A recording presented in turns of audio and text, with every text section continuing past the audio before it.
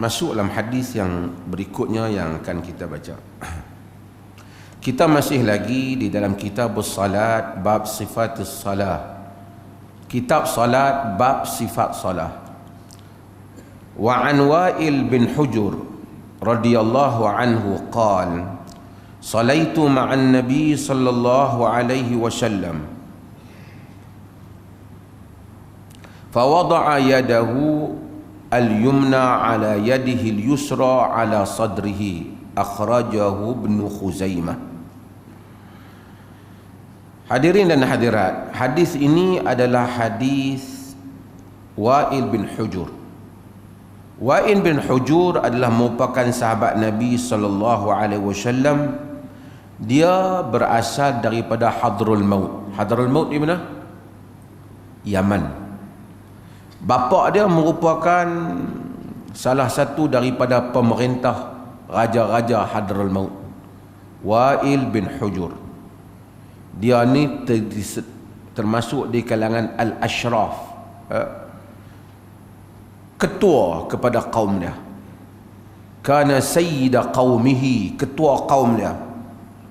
Dia datang kepada Nabi sallallahu alaihi wasallam dan dia menganut Islam, dan meriwayatkan daripada Nabi sallallahu alaihi wasallam sebahagian daripada hadis yang diriwayatkan, dan termasuk juga hadis ini. Dan ada anak-anak dia meriwayatkan daripada Nabi, dan ramai lagi orang yang meriwayatkan daripada dia, dan ramai lagi yang meriwayatkan daripada dia.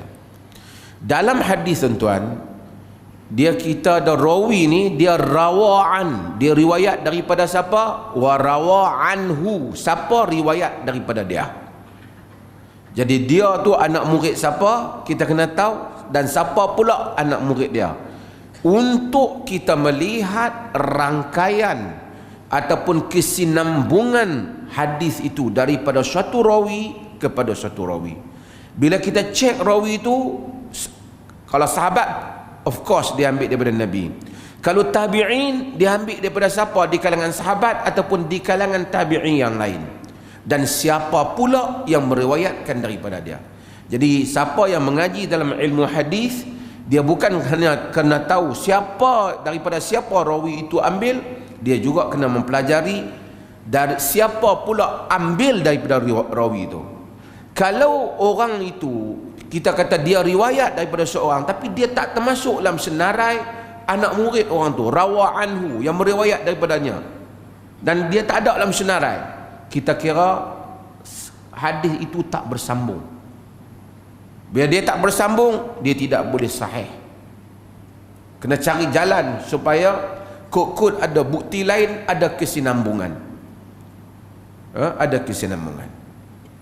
Okey, kita bahas hadis yang ada di tangan kita hari ini. Kata Wa'il bin Hujur, salaitu ma'an Nabi sallallahu alaihi wasallam. Aku salat bersama dengan Nabi sallallahu alaihi wasallam. Fa wada'a yadahu al-yumna 'ala al-yusra. Dia meletakkan tangannya yang kanan di atas yang kiri. Ala sadrihi, di atas dadanya. Akhrajahu Ibnu Khuzaimah. Hadis ini diriwayatkan oleh Ibnu Khuzaimah. Berlaku persoalan bagi hadis ni, saya akan ni. Hadis ni diriwayatkan oleh Imam Muslim dan selainnya, tetapi tidak ada perkataan ala sadrihi, di atas dada, tidak ada. Riwayat Ibnu Khuzaimah ni dia kata di atas dada, sedangkan riwayat-riwayat yang lain hanya berpada dengan meletakkan tangan kanan atas tangan kiri. Ala sadrihi, di atas dadanya, tak ada, tak disebut. Riwayat Ibnu Khuzaimah sebut. Para ulama bahas tentang masalah ini. Hadis ni diriwayatkan oleh orang lain juga, diriwayatkan oleh Al-Baihaqi, diriwayatkan oleh Imam Muslim macam saya sebut tadi, dan Ashabus Sunan. Cumanya yang mereka bahaskan tak ada timbul isu tentang tangan kanan letak atas tangan kiri.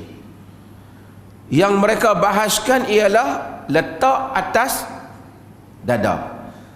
Dalam riwayat ni kata letak atas dada. Setelah para ulama hadis tengok hadis ni, mai mana perkataan letak atas dada ni? Mereka dapati riwayat-riwayat lain tak sebut letak atas dada, tapi ada rawi satu ni bila dia riwayat hadis ni dia ada tambahan letak atas dada melalui riwayat Ibn Khuzaimah ni dan riwayat Al-Baihaqi. Nama rawi itu ialah Muammal bin Ismail. Muammal bin Ismail. Muammal bin Ismail dalam riwayat dia ada penambahan letak atas dada, perkataan ala sadrihi, atas dada. Jadi ahli hadis dia nak buat macam dia tengok orang lain tak ada. Muammal bin Ismail riwayat ada atas dada. Nak bagi faham macam nilah. Ramai orang dengar, beberapa orang dengar hadis tu, beberapa dengar kuliah saya ni, nak bagi contoh, nak bagi faham, nak dekat faham. Pakat balik semua cerita setakat ni je. Seorang tu dia cerita ada tambahan perkataan. Faham tuan-tuan?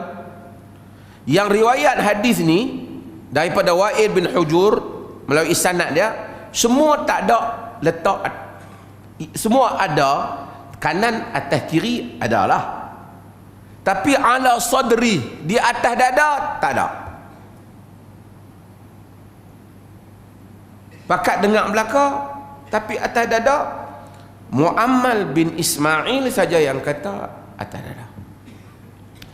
Tambahan ini boleh dipakai jika sekiranya rawi ini kuat. Muammal bin Ismail dari segi diri dia bukan pendusta. Hak tu tak ada masalah. Bahkan ulama-ulama hadis menyatakan saduq syadid fi sunnah, kuat pegangan sunnah. Cumanya ahli hadis catat hadis dia, mereka kata kathirul khata', banyak salah dalam riwayat. Sebagai mereka sebut iaitu su'ul hifz, buruk hafalan dia. Dia suka riwayat, sebahagiannya diriwayat daripada benda-benda yang jadi lain. 3 orang dengar dia macam lain, dia dengar jadi macam lain sikit. Bukan kerana dia nak menipu, kerana dia selalu tidak kuat ingatan. Tidak kuat ingatan ni macam ni, nak bagi faham tuan-tuan. Tuan-tuan boleh ikuti ni. Dia dalam hadis ni dia tak boleh syaz. Dia tak boleh syaz. Dia tak boleh syaz, apatah lagi mungkar. Sebahagian ulama hadis yang dulu mereka samakan antara syaz dan mungkar, tapi saya nak cerita konsep dia saja, nak bagi tuan-tuan faham. Rawi kalau dia dengar satu hadis, 4 orang dengar misalnya,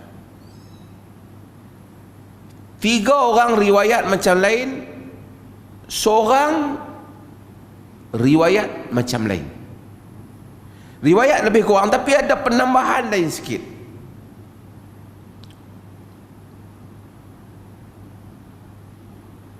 Yang tu dia panggil ziyadatus siqah, penambahan.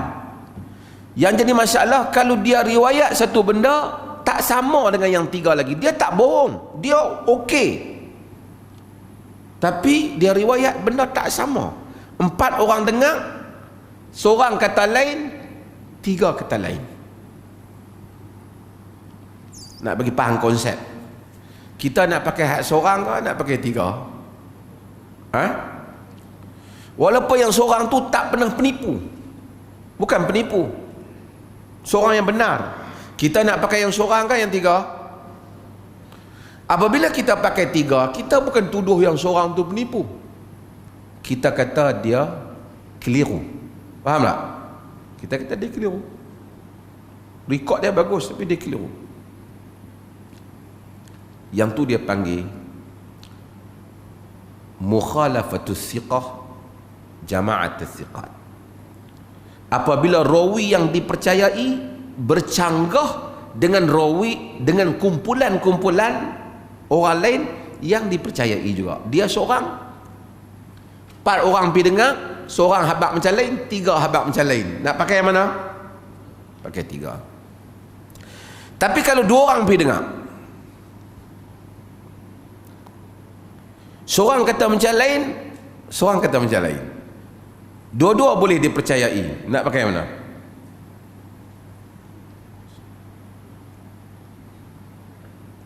Okey.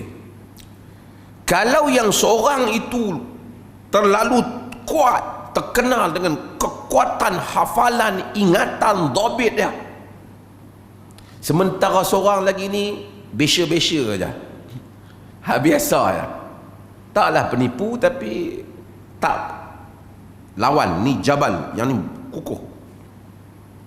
Yang ni dia panggil mukhalafatus siqah man huwa awsaq. Bila siqah menyanggahi orang yang lebih siqah, siqah menyanggahi orang yang lebih siqah, juga jadi syaz.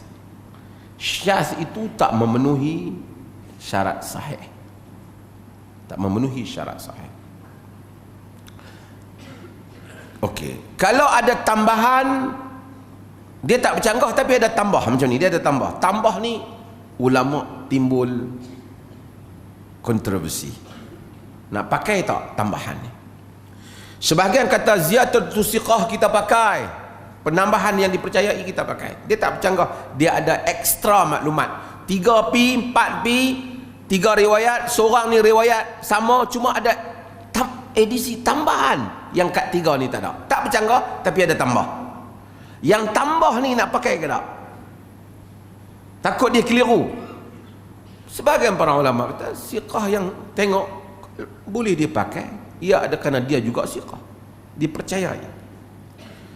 Dalam kes ni penambahan kepada ala sadr, di atas dada, datang melalui rawi yang mempunyai masalah hafalan. Nama dia Muammal bin Ismail. Muammal bin Ismail ada masalah dalam hafalan. Bila dia ada masalah dalam hafalan, maka timbul perbincangan di kalangan ulama, nak pakai kata riwayat letak tangan atas dada.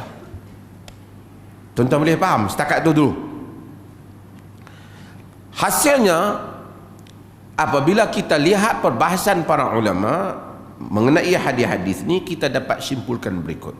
Yang pertama, majoriti para ulama, majoriti besar para ulama, kesemuanya mereka bersetuju menjadi sunnah ketika berdiri qiyam salat, kita meletakkan tangan kanan di atas tangan kiri. Yang tu dulu.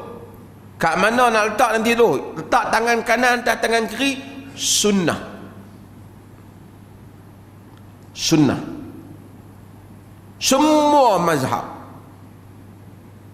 kecuali di dalam mazhab Malik. Itu pun dikatakan orang salah faham tentang maksud Imam Malik.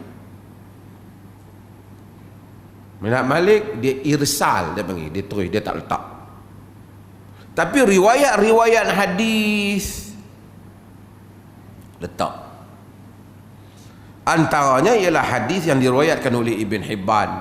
Banyak hadis-hadis tentang hadis ni, hadis riwayat Ibn Hibban, di mana Nabi SAW kata, inna ma'syaral anbiya umirna an nuakhir as-suhura, kami para anbiya, saya panggil suhurana, kami para anbiya diperintahkan supaya melewatkan sahur, makan sahur berpuasa, wa nu'ajjila fitrana, dan kami menyegerakan buka puasa, yakni masuk waktu buka, jangan duk tangguh, wa an numsika bi aymanina ala syama'ilina fis salatina, untuk kami memegang tangan kanan kami dengan tangan kanan kami, tangan kiri kami masa salat.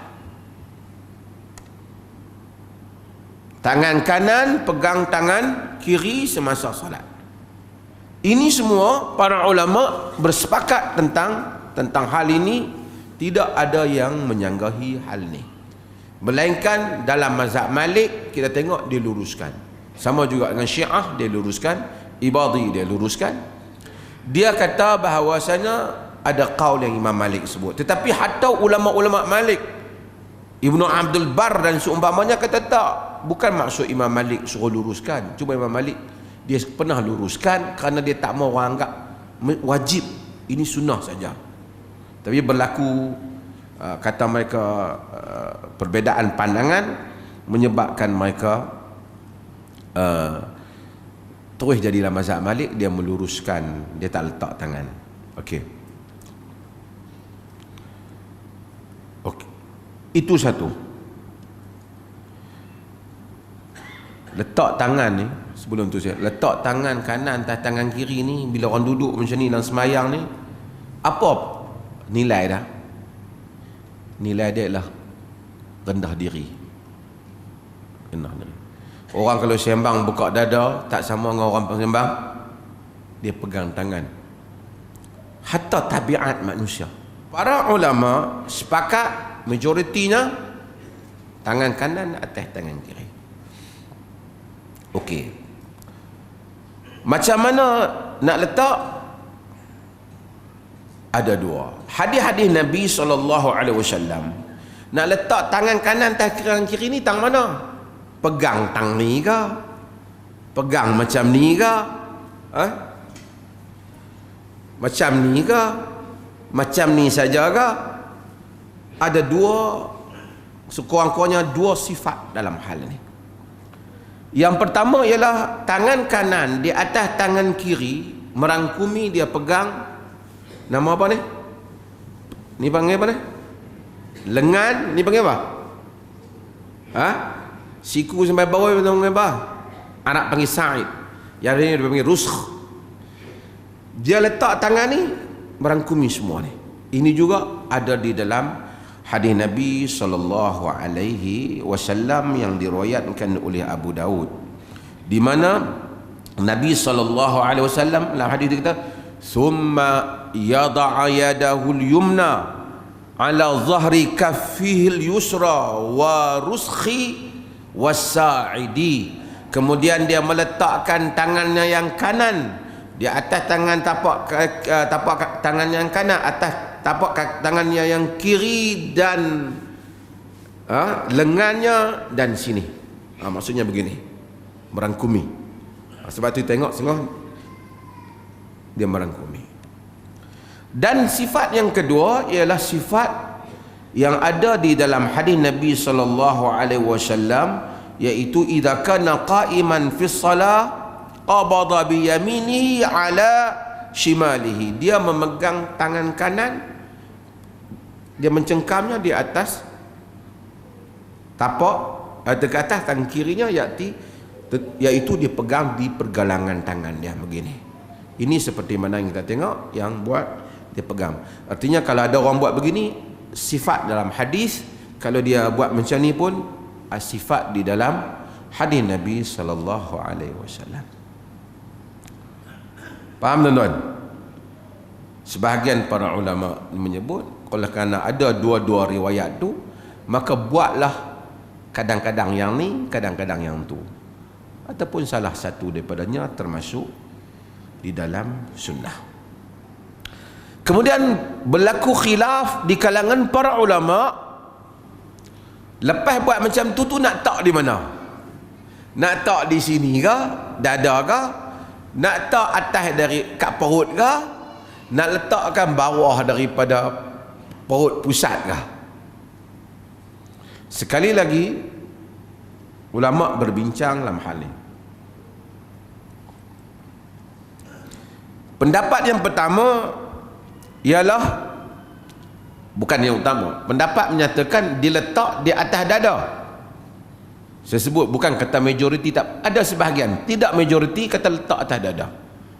Alasannya hadis tadi, ala sadrihi, di atas dada. Alasannya. Cuma Al-Albani antara yang menyokong pendapat ni, sebab tu tuan-tuan lihat hadis ni ada di dalam sifat salat Nabi. Al-Albani dia tasahihkan hadis ni. Tapi bagi ulama-ulama yang tidak menerima hadis ni sebagai untuk diangkat sebagai sahih disebabkan Muammal bin Ismail, mereka menyatakan tak sabit riwayat letak atas dada, maka tak ada letak atas dada. Habis pakai riwayat apa? Pendapat yang kedua ialah pendapat letak di bawah daripada dada, tahta sadr wa fawqa surrah, di bawah daripada dada, atas daripada pusat. Ini adalah pendapat yang diriwayatkan dalam mazhab Malik sebahagiannya. Qaul Malik itu kita tahu ada dua. Diriwayatkan dalam mazhab Syafi'i, diriwayatkan dari Imam Ahmad, daripada Syafi'i diriwayatkan daripada Imam Ahmad, yakni qaul mereka. Dan pendapat inilah yang ditarjihkan oleh Al-Imam An-Nawawi rahimahullahu ta'ala. Jadi dia kata semayang, tangan letak bawah daripada dada, atas daripada pusat, itu merupakan amalan jumhur para ulama, majoriti para ulama. Sehingga kan Al-Imam At-Tirmidzi rahimahullah ketika dia meriwayatkan hadis ni tentang bab ni, dia kata ulama-ulama khilaf tentang hal ni, iaitu sahabat dan tabi'in khilaf, dan dia menyatakan wara'a ba'duhum an yada'a fawqa surrah wara'a ba'duhum an yada'ahuma fawqa surrah wara'a ba'duhum an yada'ahuma tahta surrah wa kullu dhalika wasi'un indahum. Dia sebut dua saja. Sebahagian mereka, Imam Tirmidzi kata, melihat tangan diletak di atas daripada pusat, sebahagian melihat tangan letak di bawah pada pusat. Hal itu semua luas, boleh buat salah satunya. Tapi At-Tirmidzi tak sebut di atas dada. Di atas dada. Ibn Hajar bawa riwayat atas dada ni, Al-Albani kata sahih, tapi macam mana saya beritahu tuan-tuan, majoriti para ulama melihat tambahan ala sadr ini, tambahan ini mereka tak terima. So pendapat yang kedua apa tadi? Majoriti apa? Letak atas, bawah pada dada, atas daripada pusat. Pendapat yang ketiga yang tuan-tuan duk tengok, tuan-tuan pergi masjid Hanafi, tuan-tuan tengok,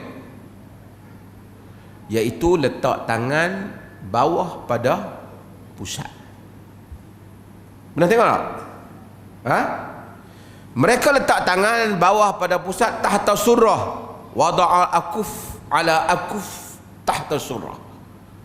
Tangan letak bawah ni, tapak tangan atas tapak tangan, di bawah daripada pusat. Hadis ni dhaif. Tak diamalkan, tak dijadikan hujah, tapi diamalkan bagi mereka yang berpendapat menerima hadis. Diamalkan, ada qaul Abu Hanifah dalam masalah ni, dan juga dikatakan adalah salah satu riwayat Imam Ahmad dalam masalah ni. Okey, tak apa. Jadi tiga qaul.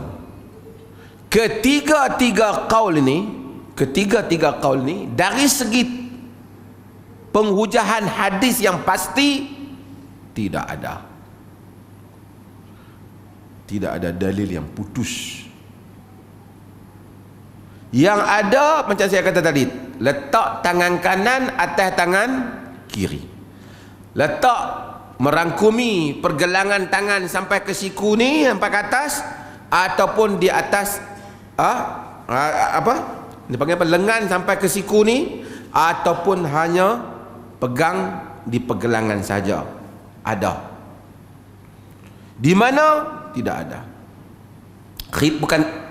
Bukan tidak ada, tapi riwayat-riwayat yang paling kuat yang riwayat-riwayat yang kuat, yang sahih, sabit daripada hadis Nabi, daripada Nabi, tak ada.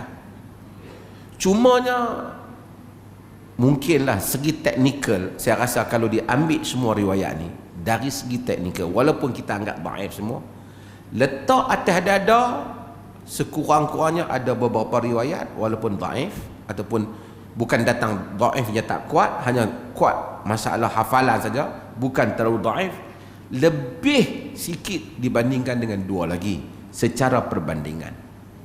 Secara perbandingan, bukan secara hujah kuat, secara perbandingan. Maka hal ini seperti mana yang disebut oleh Al-Imam Tirmizi rahimahullahu taala, bahawasanya luas. Siapa nak letak atas dada, silakan. Bagi saya, secara perbandingan riwayat, walaupun dhaif, lebih kuat sikitlah daripada hal lain. Siapa nak letak macam jumhur? Jumhur ramai ulama-ulama mazhab Syafi'i, mazhab Ahmad sendiri, iaitu atas daripada pusat, bawah daripada dada. Itu yang kita lihat orang buat. Kalau kita tengok bawah pada pusat pun ada, seperti Al-Imam Tirmizi sebut, yang ni pun diriwayatkan, walaupun riwayatnya dhaif, tapi Tirmizi menyebut pada zaman yang awal. Jadi tuan-tuan, kalau kita tengok mana-mana daripada hal ini, kita kata al-amru fihi wasi'un, benda ini luas. Jadi kalau kita tengok orang tak macam ni, tak sunnah, jangan.